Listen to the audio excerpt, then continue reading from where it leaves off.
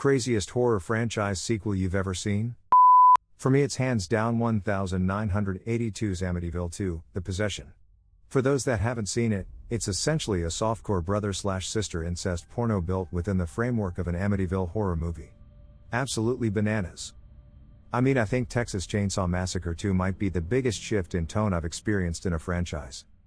To be honest, I liked McConaughey in it. He was pure insanity. The movie wasn't good by any means, but goddamned if he wasn't entertaining in every scene he was in. It's always clear why certain actors became movie stars even in their worst stuff. It's like how Nick Cage can make just about anything half watchable. I fully admit, I thought Next Gen was the original until I was 20.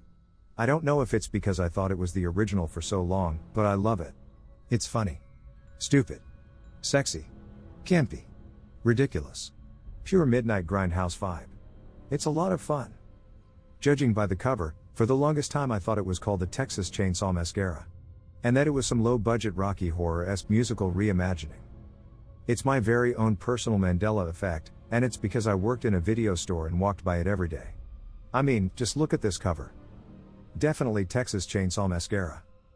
Apparently Tobe Hooper claimed that people didn't get the black comedy aspects of the original TCM. Sometimes I think that dude might have fallen ass backward into making one of the best horror films of all time. That and Hooper knew he could never match the original if he went the same route, and so if he made one just like the first one, it'd be a pale imitator. So he went the opposite direction and made a loud, colorful, over-the-top cinematic comic book in the style of the EC horror comics.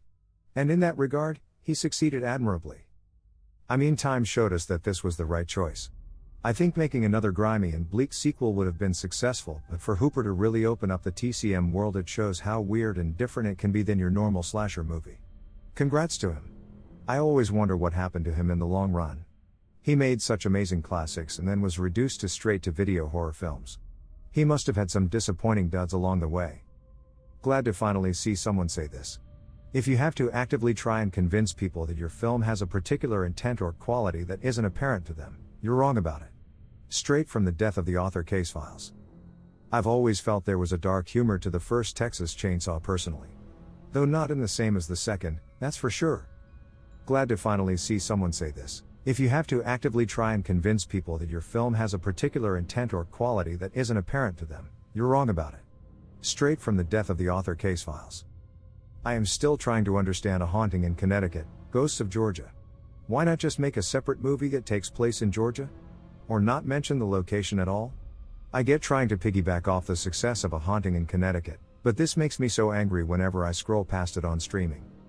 It blows my mind how many micro-budget horror movies get dumped to streaming platforms for what I assume is pennies on the dollar. There can't possibly be that many people watching them. Foff, not surprising at all. Did you never spend hours walking VHS horror sections at a rental place? I can't remember if it was an interview somewhere, or out of If Chins Could Kill, Confessions of a B-Movie Actor by Bruce Campbell, but Sam Raimi chose to start in horror because it is easier and cheaper to make a decent horror movie than most other genres. Something like Kevin Smith's Clerks is an oddity for that reason. It was sheer luck that it worked so well. I can live with micro-budget movies. Halloween, 1978, is amazing and had basically no budget. What bothers me is just how bad the movies being put on streaming platforms are.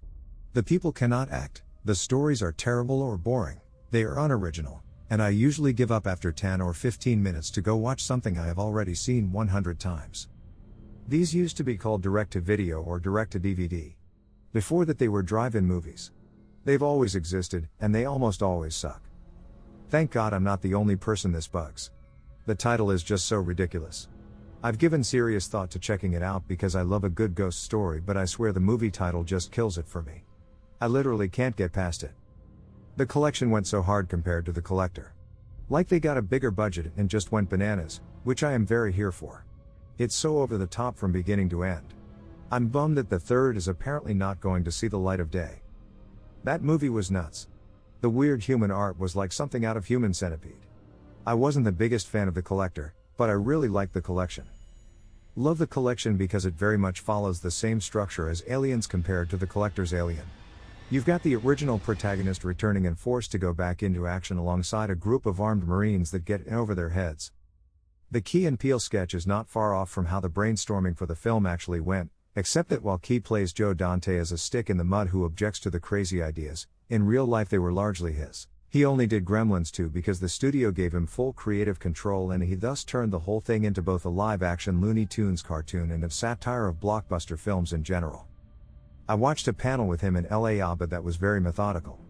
He had free reign because Gremlins 1 was so successful. He was determined not to make a Gremlins 3 lol. That skit is absolutely amazing.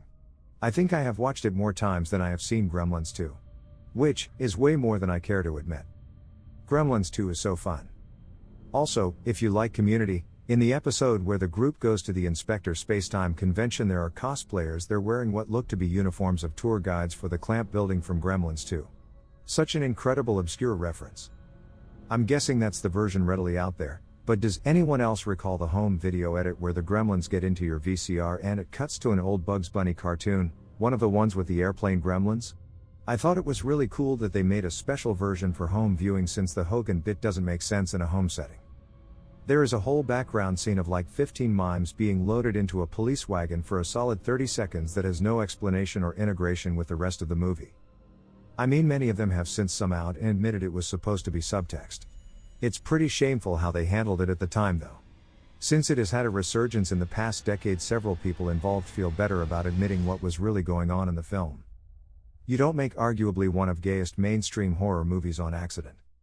I mean, The Sand Club, the impromptu Wham audition in his bedroom, lines like he's inside me and he wants to take me again. No, completely subtle, I understand how you could miss it. Smile. I only that movie vaguely from my childhood. All I remember was thinking it was really gay, even as a kid. The only scene I remember is the guy in the shower getting spanked by the showerhead. Hellraiser 2 has such a cool turn when Pinhead turns good for a moment. That part is so cool. I just wish they played it out more. It ends so fast that you don't have time to realize what happened until it's over. Maybe it's just because I haven't seen it in a while, but I liked Predator 2.